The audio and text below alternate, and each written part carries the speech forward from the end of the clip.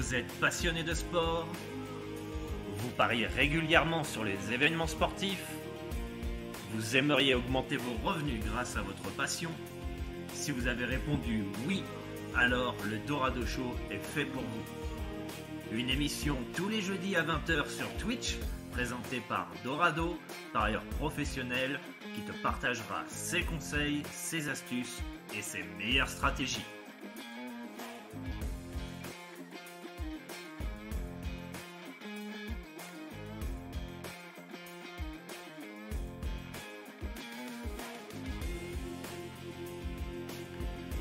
Vous êtes passionné de sport?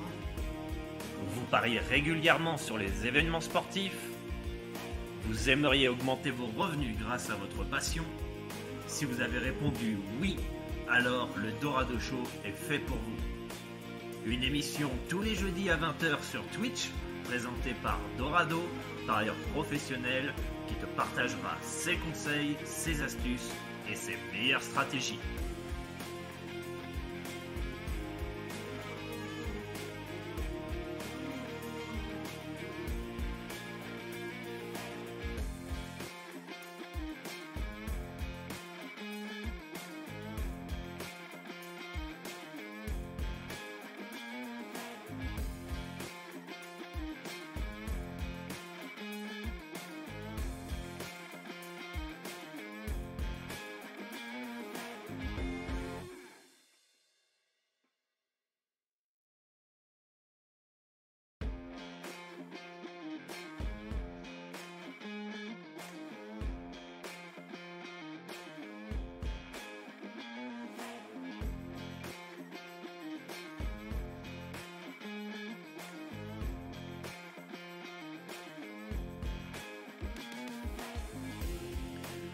Vous êtes passionné de sport? Vous pariez régulièrement sur les événements sportifs? Vous aimeriez augmenter vos revenus grâce à votre passion? Si vous avez répondu oui, alors le Dorado Show est fait pour vous. Une émission tous les jeudis à 20 h sur Twitch, présentée par Dorado, parieur professionnel qui te partagera ses conseils, ses astuces et ses meilleures stratégies.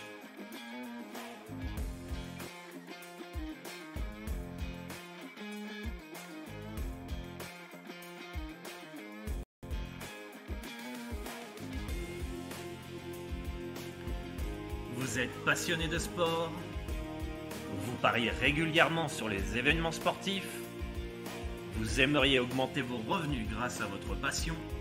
Si vous avez répondu oui, alors le Dorado Show est fait pour vous. Une émission tous les jeudis à 20 h sur Twitch, présentée par Dorado, parieur professionnel qui te partagera ses conseils, ses astuces et ses meilleures stratégies.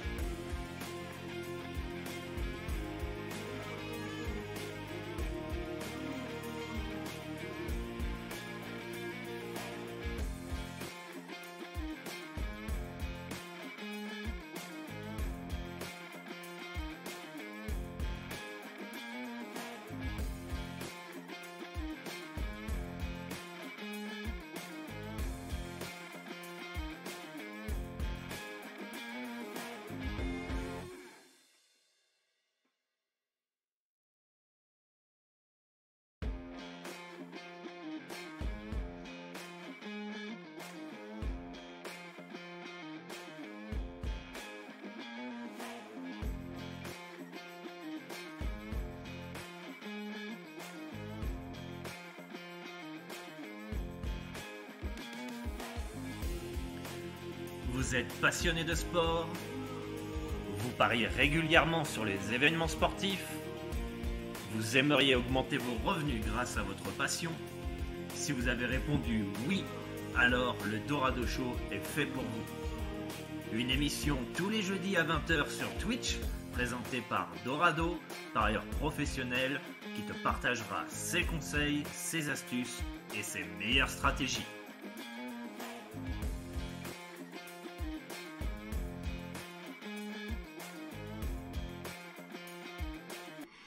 Et bienvenue à tous dans le Dorado Show, les amis. Le Dorado Show, c'est normalement tous les jeudis en direct sur Twitch et maintenant sur Kik pour aborder un thème dans les paris sportifs afin de vous aider à progresser dans le betting et maximiser vos résultats. Vous pouvez retrouver les replays pendant 14 jours sur Twitch et sur Kik et vous pouvez aussi retrouver les replays sur YouTube et évidemment en format podcast sur Spotify et Apple Podcast. On est au 23e, 24e épisode. Donc n'hésitez pas à revoir les anciens épisodes en replay sur la plateforme de votre choix pour ne rien perdre des différentes expériences que je peux vous partager dans cette émission. Bienvenue à tous, premier Dorado Show sur Kik, on applaudit puisque c'est la nouvelle plateforme que je suis en train de tester et a priori qui défoncerait tout en ce moment. Donc on va tester ça, on est donc sur Twitch et sur Kik. Allez me follow d'ailleurs sur Kik si c'est pas encore fait. Le lien va être dans la description du podcast pour ceux qui m'écoutent en podcast. Aujourd'hui, on va aborder les PLT, les paris long terme. Ça va être le sujet du jour. L'émission va durer à peu près 30-40 minutes à peu près. Et une partie questions-réponses. Hier, on avait prévu cette émission, coupure d'électricité, 5-10 minutes avant le stream. C'est parvenu avant 19h le soir, donc du coup j'ai reporté aujourd'hui puisque j'avais un peu plus de temps et j'avais pas envie forcément de traîner tout ça. Est-ce que vous faites un petit peu de paris long terme? Est-ce que vous en avez déjà fait? Qu'est-ce que vous en pensez? Moi je vais aborder cela, je vais vous faire part de mon expérience sur les PLT, qu'est-ce que j'en pense, etc. Dans quel cas ça peut être bien, quels sont les inconvénients, etc. On va essayer de faire une émission plus ou moins complète. Évidemment je vais oublier certaines choses, donc n'hésitez pas d'ajouter les précisions dans le chat et puis préparez vos questions pour la fin d'émission et confirmez-moi que le son est plutôt bon. Ça c'est important avant de commencer et notamment pour le podcast. Dites-moi dans le chat, que ce soit sur Kik ou sur Twitch les amis, pour me confirmer le son notamment. Mais a priori ça a l'air d'être bon. Voilà, ça a l'air d'être bon. Je l'ai activé vite fait pour pas m'entendre en double. Donc nickel, c'est bon. Donc les paris long terme. Qu'est-ce qu'un pari long terme pour le plus néophyte et débutant des paris sportifs? C'est vous allez placer un prono. Voilà. Donc généralement souvent on fait un prono sur un match, ok, et match de foot qui va durer 90 minutes, ok, et après à la fin des 90 minutes le match est terminé et voilà, ça on appelle ça un pari court terme quoi, grosso modo. Un pari long terme ça va être sur 6 mois, 1 an, c'est-à-dire que vous allez parier PSG champion, Denver en NBA champion en début de saison ou en milieu de saison et vous êtes obligé d'attendre 6 mois, 1 an avant d'avoir le résultat, d'accord? C'est ça un pari qui est long terme. Ok, donc moi j'en ai déjà évidemment fait pour aller un petit peu dans le noyau. Je pense tout dépend déjà de votre temps. Ça va être simple, de votre temps consacré aux paris sportifs.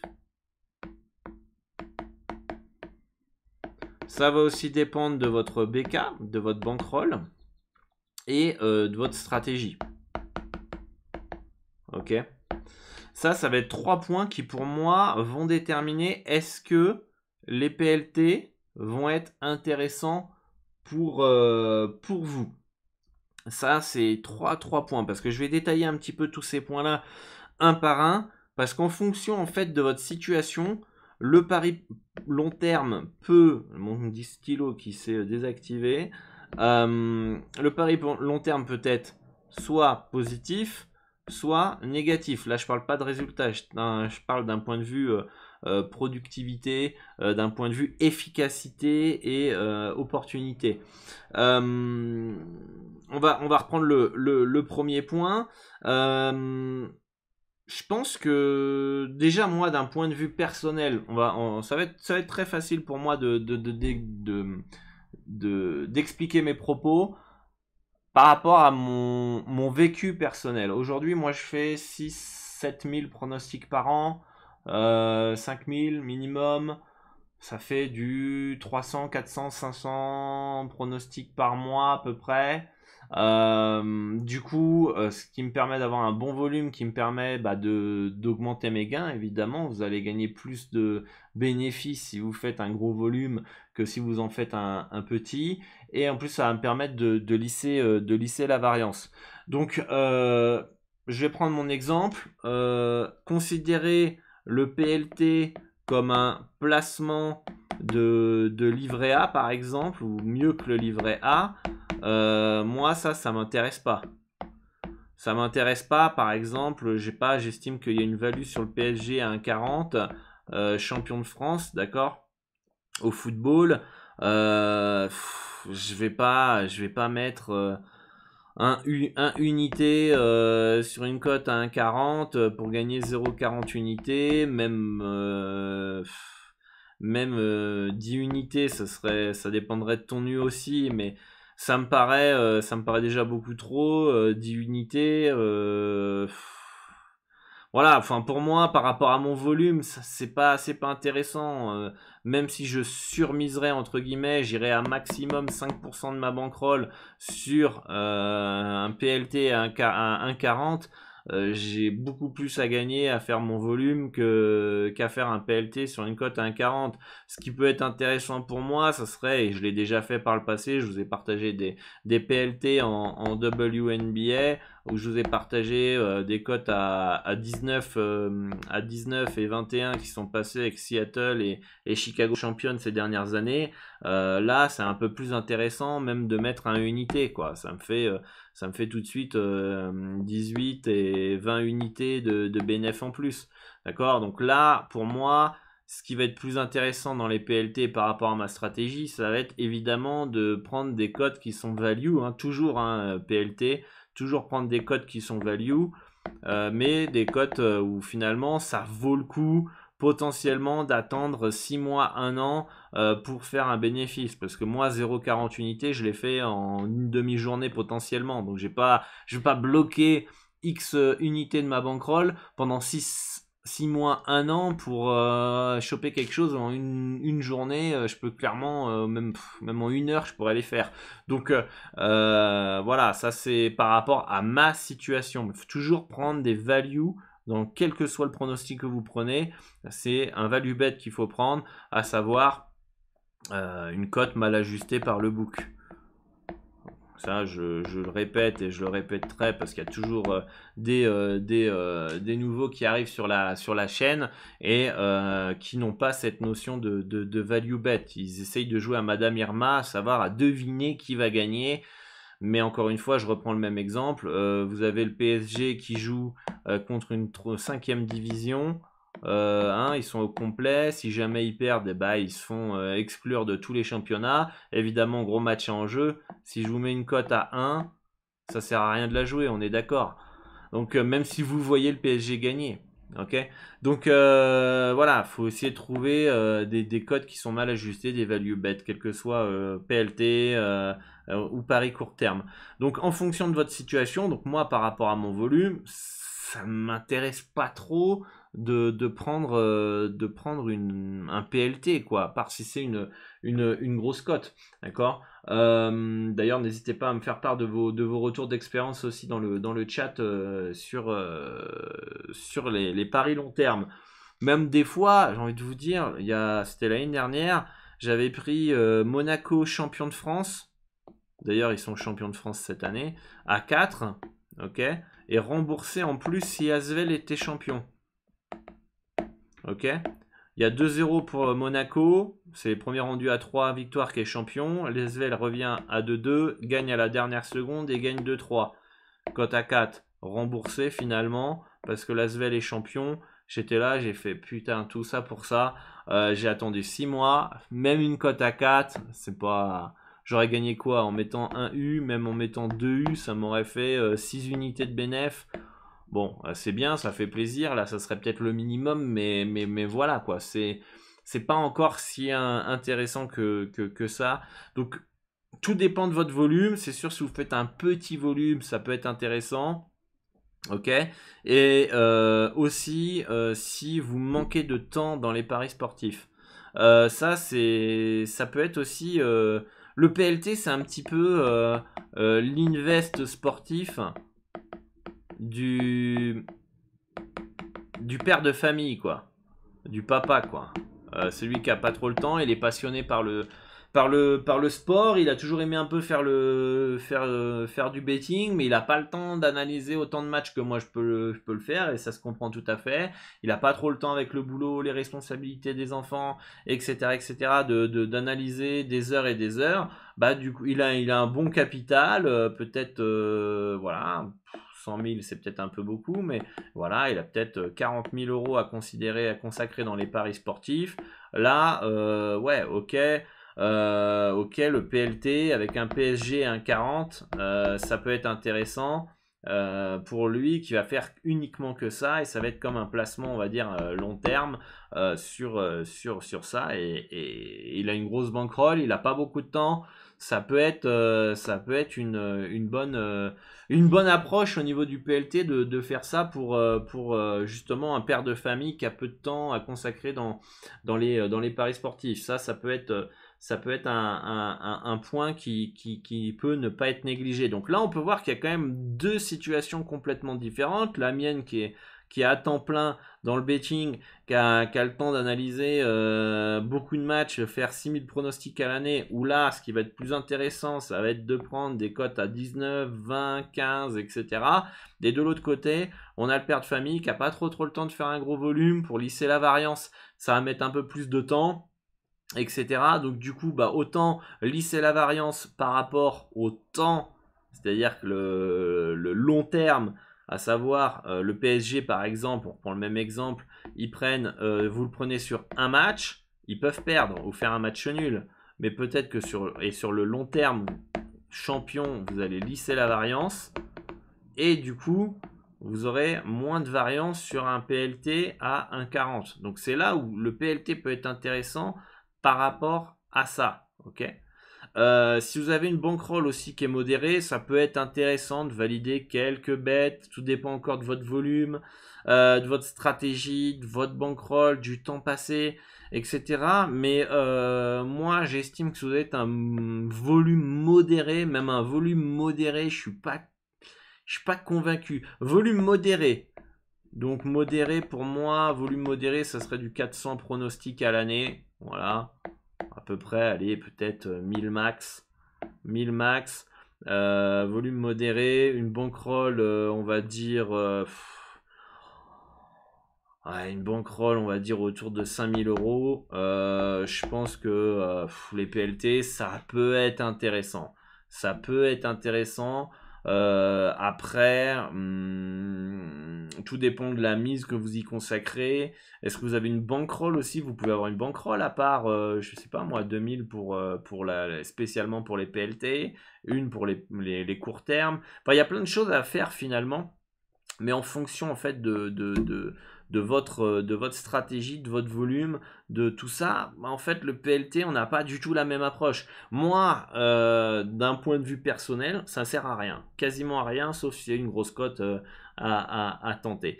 Après, vous avez un volume plutôt modéré, une bankroll très importante où vous manquez de temps, là le PLT peut être intéressant.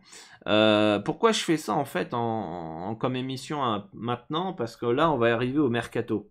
Là, ça va être le mercato. Et après, qu'est-ce qui se passe après le mercato? Les books sortent les cotes de champions. Et je pense que cette émission, elle est bienvenue là parce que tu peux avoir justement des erreurs faites par certains parieurs qui vont aller prendre le PSG à 1,20, 1,25, j'en sais rien, j'invente des cotes, ok, alors que ils font déjà un bon volume et que c'est peut-être pas si intéressant de prendre le PSG à une telle cote, d'accord.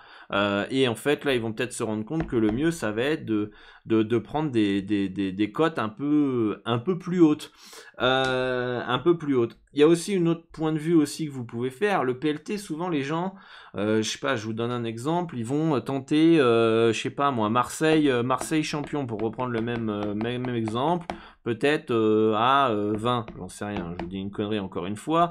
Il y en a qui pensent qu'il faut qu'ils gardent Marseille jusqu'au bout en fait, jusqu'à la dernière journée. Non, s'ils font un bon début de saison, la cote elle va peut-être passer à 4. Et là, vous pouvez faire un arbitrage, c'est ce qu'on appelle un arbitrage, un surbet, où quel que soit le résultat, vous allez faire du bénéfice. D'accord? Vous n'êtes pas obligé d'un PLT, vous n'êtes pas obligé de le garder jusqu'à la fin. Il y en a, ils gardent jusqu'à la fin, à la fin, et ah merde, putain, ça a perdu de peu. En fait, plus la cote elle est haute aussi, plus vous allez pouvoir arbitrer. Alors après, il y a d'autres facteurs qui dépendent. Je vous prends un exemple. J'avais un ami qui avait les Kings champions à 500. Il a rien pu faire avec ça. Il a rien pu faire. Il aurait pu assurer. C'est là où moi, même avec ça, je trouve que les PLT, c'est vraiment pas fou. Je vous donne l'exemple. Il a pris quand même les Kings champions NBA à 500. Ils finissent deuxième. Ok. Ils mènent 2-0 contre les Warriors après 2 matchs. Et il fallait qu'ils mettent 10 000 euros en lay sur Betfair. Ceux qui ne connaissent pas Betfair, je vous invite à vous renseigner. C'est un book de trading exchange, donc tu peux acheter et revendre des cotes. Et donc là, du coup, il allait jouer contre Sacramento champion. Fallait qu'il mette 10 000 euros sur Sacramento champion pour gagner, contre Sacramento champion pour gagner, je crois, c'est 100 ou 200 euros. Et il menait 2-0. Il pouvait, à part peut-être un 3-0, ils sont pas loin en plus de mener 3-0. Il a quasiment rien pu faire. Je crois qu'il avait mis, il avait peut-être mis 20 euros. Il était pas fou sur les Kings quand même. Un truc comme ça, ou 50 euros. Je sais plus exactement combien il avait mis. Peut-être même, je pense qu'il avait mis 100 max. Grand max c'était 100, mais pas plus. Et du coup, il a rien pu faire. Et j'étais là, je dis, putain, quand même les PLT, quand même pas fou.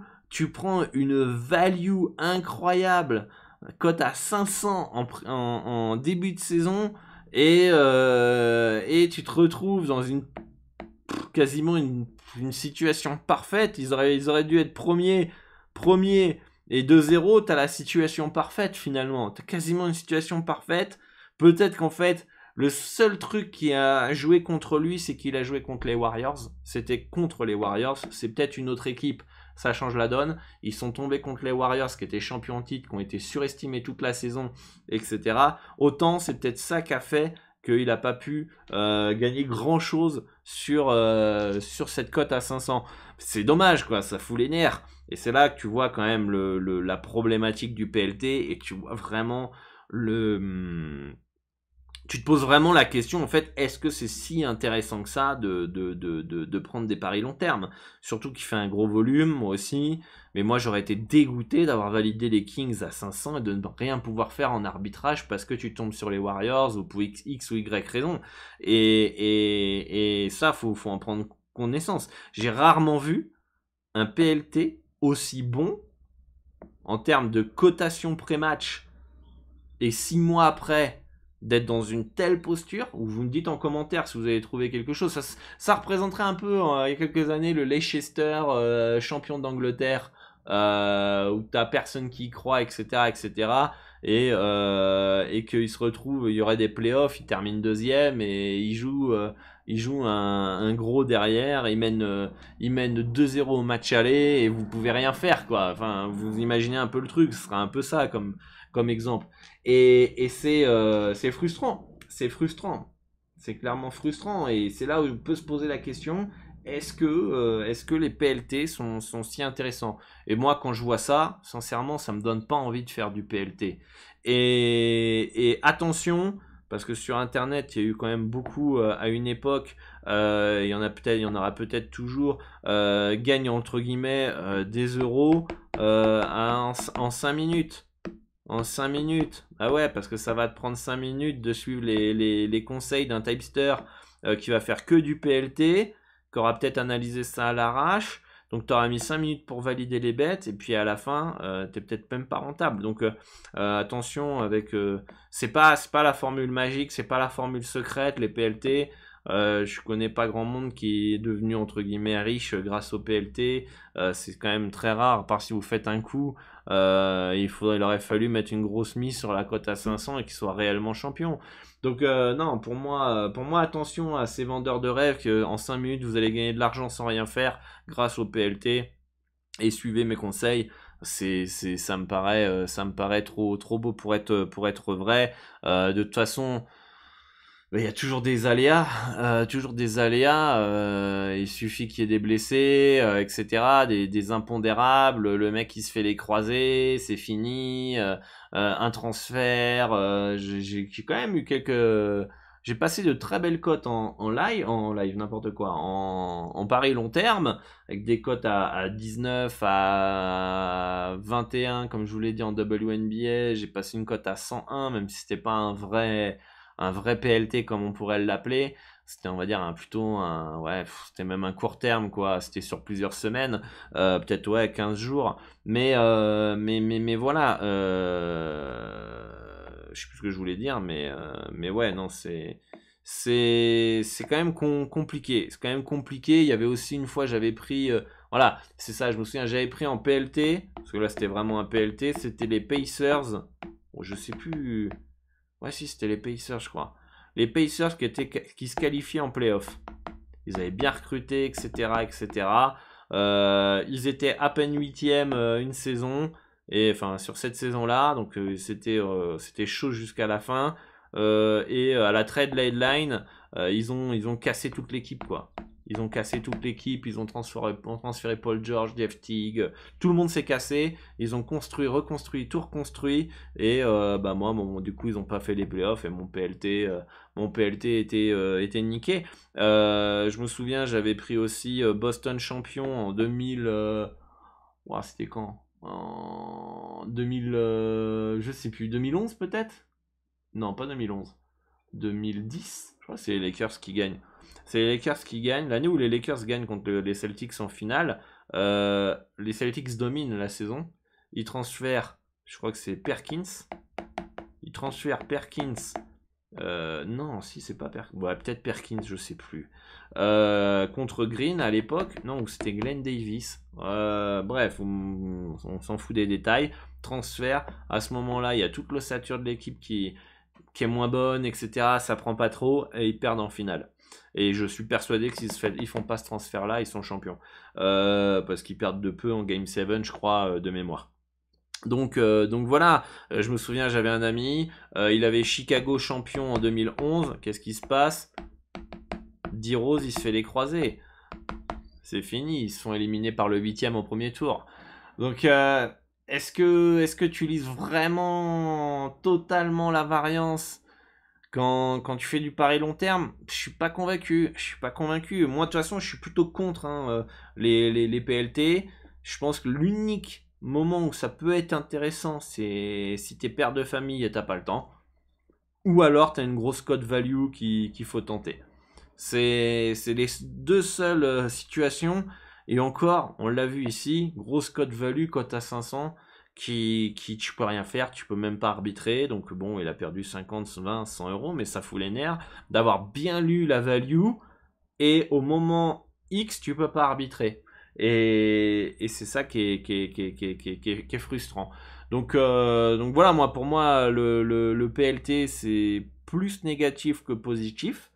J'ai passé des belles cotes, je pense que je dois être en bénéfice en PLT, même si j'ai pas un bilan précis sur les PLT. Déjà, de toute façon, dès que tu passes une cote à 101, une cote à 19, une cote à 21, t'as quand même et tu fais pas beaucoup de PLT, j'en ai peut-être fait une dizaine dans toute ma vie. Tout de suite, tu es clairement en bénéfice. Donc tu peux faire des coups, il n'y a pas de problème, il y a des coups à faire en PLT, mais baser ta stratégie sur les PLT, bof quoi. Bof, en tout cas, faut pas que on pense que c'est la méthode miracle, etc. etc.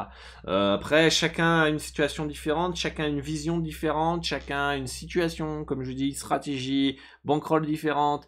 Et en fonction de tout ça, bah oui, les PLT peuvent être intéressants et en fonction d'autres situations, ça ne l'est pas. Donc voilà pour ma part sur les PLT. Je ne crois pas avoir d'autres choses à rajouter pour cette petite émission. Hein. Ce sera peut-être la petite émission la plus courte. En même temps, il n'y a pas grand chose à ajouter, à dire non plus. Et voilà. D'ailleurs, si vous avez des questions dans le chat, n'hésitez pas, les amis. Et voilà. Mais en tout cas, les PLT, moi, je suis pas fan. Je suis pas fan, très clairement. J'ai eu quand même de belles codes qui sont passées, mais j'ai aussi des expériences où tu as des bons bêtes, mais tu peux rien y faire. Et ça te fout les nerfs. Ça te fout les nerfs comme jamais. Parce que t'as vu la value, ça fait 6 mois, 1 an que t'attends les gains, etc. potentiellement, de pouvoir arbitrer, de faire quelque chose, et que finalement tu peux pas. Ça fout les nerfs, quoi. Ça fout les nerfs et tu dis, bah, qu'est-ce que je m'emmerde en fait à essayer de dénicher des grosses cotes à 500 pour pas pouvoir les arbitrer derrière. Je dis, qu'est-ce que je perds mon temps en fait. Alors que j'ai une stratégie qui marche sur le long terme, j'ai 5000 bêtes à l'année et en vrai, même s'ils avaient été champions, les Kings par exemple, vous mettez du 0,20, ça vous fait quand même une plutôt très très belle somme de gagner, mais voilà, ils n'ont pas été champions, donc il a fallu arbitrer à un moment donné. Donc, et tu peux rien faire. Donc, quel est l'intérêt en fait? Donc, en fonction de ta situation, tu as des opportunités qui peuvent se présenter, mais je pense qu'il faut pas. Ça peut être un petit plus. Ça peut être un petit plus, voilà, un petit plus. Voilà, ça peut aussi pimenter un peu la saison. Notamment sur des grosses cotes, mais baser ta stratégie uniquement, entièrement, surtout si tu fais du court terme, sur ça me paraît compliqué, et ça me paraît plutôt une mauvaise idée. Par contre, là, il y a aussi d'autres différences, peut-être qu'il y a des parieurs tennis, les PLT, entre guillemets, je mets entre guillemets, sur une quinzaine, donc 15 jours, genre Roland Garros, Wimbledon, vous allez peut-être attendre peut-être 2 mois si vous le validez plutôt en amont et assez tôt. Si vous le validez en début de compétition, c'est que 15 jours. Ça me paraît pas, c'est pas un PLT. D'accord? C'est pas un PLT. Un PLT, comme je vous dis, c'est sur 6 mois, 1 an. D'accord. Là, qui va gagner? Djokovic gagne Roland Garros, vous le pariez 20 jours avant la finale. C'est un peu comme parier le MVP sur la finale NBA, et s'il y a Game 7, vous avez 15-20 jours qui sont passés, quoi. Donc ça, c'est pas forcément un PLT, et c'est même pas un moyen terme, quoi. Ça fait partie du bet sur les finales. Je sais même pas comment on pourrait appeler ce type de bet d'ailleurs sur 15 jours. Mais voilà, quoi. En tout cas, dites-moi en commentaire votre expérience dans les PLT. Si vous avez des questions, n'hésitez pas aussi. Sinon, bah, on mettra fin à ce petit épisode de 30-40 minutes. Hein. Pas de souci par rapport à ça. Je sais qu'il est vendredi soir, que vous avez peut-être des trucs de prévu, etc. Moi, j'ai décidé de faire le Dorado Show ce soir malgré tout, malgré le fait que ce soit vendredi, que c'est l'été, les beaux jours arrivent. Merci Sly pour le follow sur Twitch. N'hésitez pas à follow la chaîne. Mais en tout cas, je voulais faire cette émission. Comme ça, après, vous pouvez, même s'il n'y a pas grand monde en live, c'est pas grave. Vous avez toujours les replays sur YouTube, en podcast, etc. Au moins l'émission elle est faite, vous l'écoutez quand vous voulez derrière, et voilà, quoi. Donc n'hésitez pas si vous avez des questions. On va être là ensemble pendant 5-10 minutes à peu près pour aborder les PLT. Bon, pour faire un petit peu, bon, on va se mousser un petit peu. On avait quoi en PLT, mes plus grosses perfs? Est-ce qu'on compte 15 jours comme PLT? Si c'est le cas, alors c'est en premier, c'est MVP Iguodala à 101, hop, en 2015, que j'avais pris. Et puis c'était plus une erreur de cotation. C'était plus une erreur de cotation sur Bet365. Il y avait 2 matchs joués. Iguodala était le meilleur de cette équipe. Pour moi, en tout cas, c'était mon avis. Devant Curry, devant Klay Thompson, devant Draymond Green. C'était le plus fort. C'était celui qui a été le plus complet. Il avait défendu sur James. Bref, je l'ai trouvé très très bon. Et du coup, j'ai tenté Iguodala MVP à 101. Et j'y croyais pas trop. Et je vous avoue que j'y croyais pas trop. Parce que généralement, la NBA, ils aiment donner le MVP aux stars, Curry et tout ça, machin. Et non, il ne l'a pas eu. Il ne l'a pas eu. Et c'est MVP Iguodala qui est passé. En numéro 2, c'était le Sky de Chicago, championne. Championne.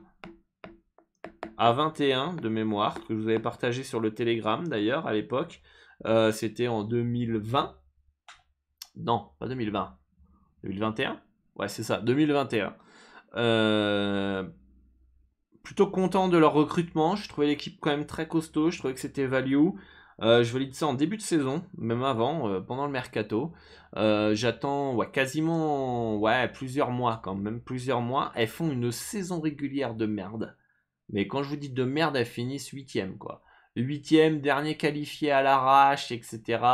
Elles passent par un premier tour, elles le gagnent à l'arrache. Deuxième tour, elles gagnent. Troisième tour, elles vont en finale de conf. Elles gagnent en remontant dans la série. Et ensuite, elles gagnent les finales. Je ne sais plus exactement comment. Mais cote à 21 qui passe, quand même, elle était quand même assez chaude. On a quand même de la réussite. Là où on a passé une cote, mais ultra facilement, c'était le Storm championne à 19. C'était dans la bulle de mémoire, 2020, bulle de Disney. Non, c'était pas Disney, c'était pas Las Vegas, les filles. Je sais plus où c'était. Bref, c'était la bulle après le confinement. Et bon, là, c'était passé easy, quoi. Il y avait beaucoup d'absences, beaucoup de joueuses de très fortes qui n'étaient pas là. Washington, Elena Deledon n'était pas là. Je crois que le Spark, il n'y avait pas les sœurs Ogumike. Il manquait plein de joueuses assez importantes. Et en fait, le Storm était une des équipes les plus complètes, en fait. Et une des seules équipes au complet pour cette bulle. Déjà que même avec toutes les autres effectifs au complet, pour moi, elles faisaient partie des favorites. Alors, avec toutes les absences, cote à 19, c'était cadeau. Et puis, elles ont dominé toute la saison. Et elles ont été championnes.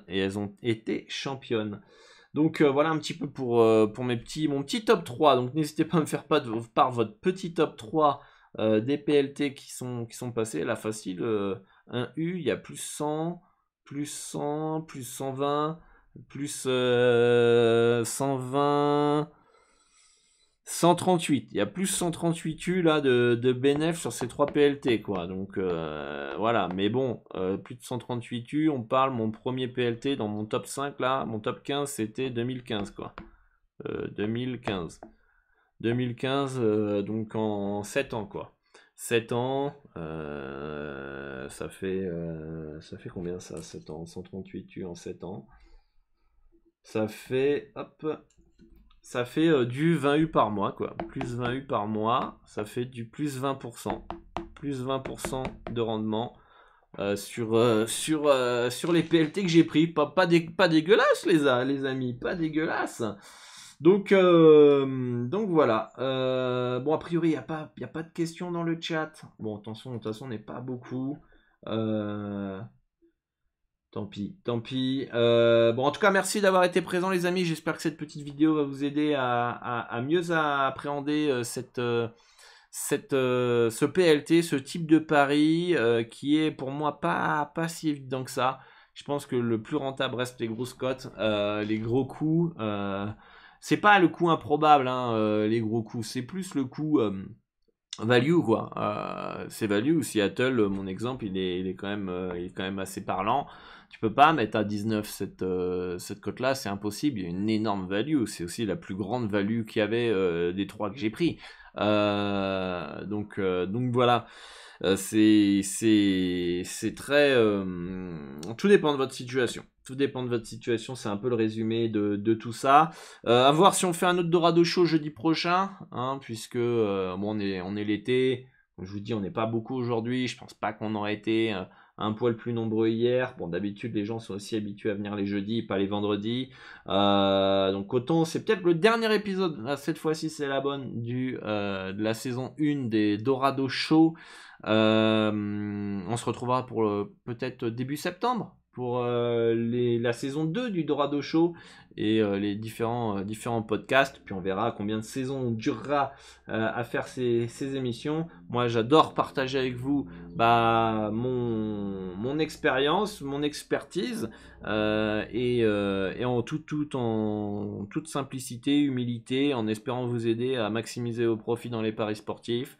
Profitez de cet été quand c'est calme, de vous former, d'apprendre dans les paris sportifs, de réécouter les podcasts s'il faut, de prendre une formation, de prendre du coaching, de voir quels sont les points forts, les points faibles de votre stratégie, de mettre peut-être en place votre stratégie si vous n'en avez toujours pas. Profitez de ce temps l'été pour préparer la saison d'après. Ne refaites pas les mêmes erreurs à chaque fois. Ouais, ça y est, c'est l'été. Voilà, on suit vite fait le mercato et arrive août, septembre, arrive la Ligue 1 et les grands championnats de foot. Il y a l'adrénaline, la dopamine qui est là. Allez, cette fois-ci, cette année, je le fais bien, etc. Je vais gérer ma bankroll. Mais vous n'avez pas travaillé cet été. Faites pas la cigale, faites la fourmi l'été. Je pense qu'on a tous une petite heure au moins minimum par semaine ou deux pour se former, apprendre et améliorer notre jeu. Donc profitez-en l'été vraiment de vous former, d'analyser votre bilan et si vous en avez pas justement et vous pouvez pas analyser le bilan de la saison dernière, c'est red flag, c'est drapeau rouge les amis. Vous devez avoir un bilan de la saison précédente. Si c'est pas le cas, alors vous n'avez pas votre stratégie, il n'y a rien qui est en place. Et alors là, vraiment, vraiment, je vous le dis clairement, formez-vous, préparez l'été pour la saison prochaine parce que sinon, ça va être bis repetita l'année prochaine, les amis. Donc, analysez votre bilan si vous en avez un. Si vous n'en avez pas, mettez en place votre stratégie, formez-vous. Même dans tous les cas, formez-vous, cherchez à apprendre, à progresser, lisez. Bref, voilà, il y a plein de choses en place. Moi, j'ai mis en place beaucoup de choses pour vous aider à progresser. Ces podcasts, ces émissions. Mes formations, du coaching individuel, bref, il y a plein de choses que vous pouvez mettre en place cet été pour tout défoncer la saison prochaine, les amis. C'est ce qu'il faut. Il faut essayer de faire les meilleurs résultats possibles d'année en année, même s'il y a toujours une part de variance. Mais au moins, on va contrôler ce qu'on peut contrôler. On va mettre en place toutes les choses qu'on peut mettre en place pour progresser. Voilà. Un grand merci à tous, les amis, pour cette émission. Bravo à tous ceux qui étaient présents pour progresser. N'hésitez pas à follow la chaîne. Et vous pourrez retrouver l'émission en replay sur YouTube quelques minutes après cette émission. Et en podcast sur Spotify, Apple Podcast, Google Podcast, bref, le lien de toute façon du podcast est dans le Linktree que le Wizbot ou le Bitrix vous a partagé sur Kick et sur Twitch. Moi je vous dis bonnes vacances à tous, bon été à tous, on se retrouve dimanche normalement pour le Live Bet Pro sur Twitch et Kick, mais le Dorado Show ça reprendra en septembre ou fin août, donc à quelques mois les amis. Et si vous avez envie de progresser et profiter de cet été, n'hésitez pas à me contacter. Et moi, je vous aiderai pas à pas à travers les différents produits et services que je peux vous proposer. Bonne chance pour vos pronostics et à bientôt. Tous les liens sont dans la description pour ceux qui sont en podcast et Spotify.